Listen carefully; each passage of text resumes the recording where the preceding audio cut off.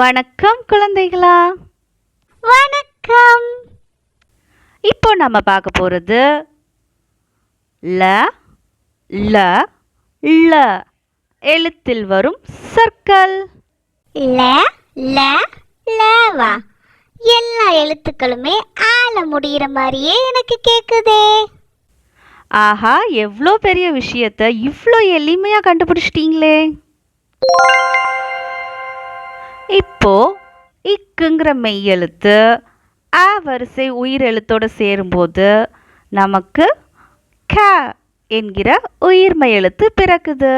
இந்த மாதிரி மெய் எழுத்துக்கள் ஆ வரிசையில் சேரும்போது என்னென்ன எழுத்துக்கள் கிடைக்குதுன்னு தெரியுமா? ஆஹா, 18 மெய் எழுத்துக்களும் ஆ வரிசையில் சேரும்போது உயிர்மெய் எழுத்துக்களாக மாறிடுச்சு. நாம் இப்போ இதில் பார்க்க போகிறது ல ல ல எழுத்தில் வரும் சொற்கள். இது எல்லாமே ஒரே லாவா இருக்கே, இதை நம்ம எப்படி சொல்றது?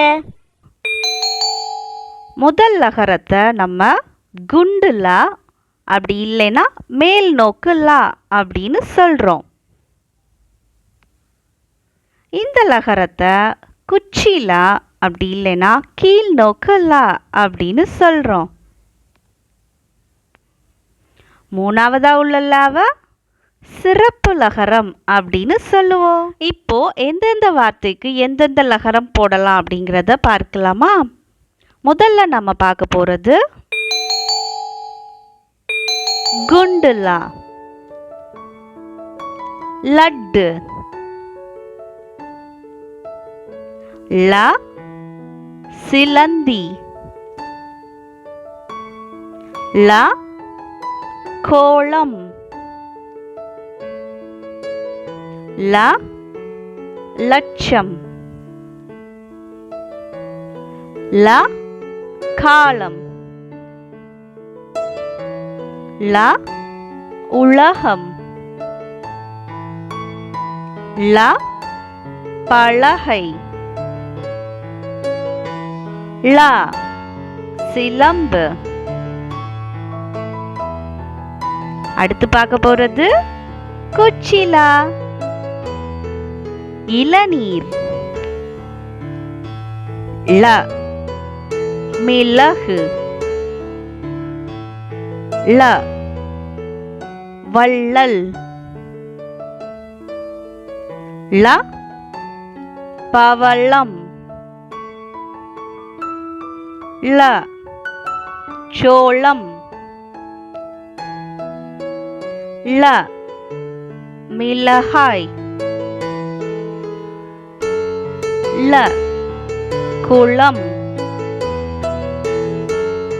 ல பள்ளம், ல விளக்கு. அடுத்ததா பார்க்க போறது சிறப்பு லகரம், அழகு, ல தோழன், ல பழம், ல குழந்தை, ல உழவன், ல தாளம்பு, ல பேரழகு,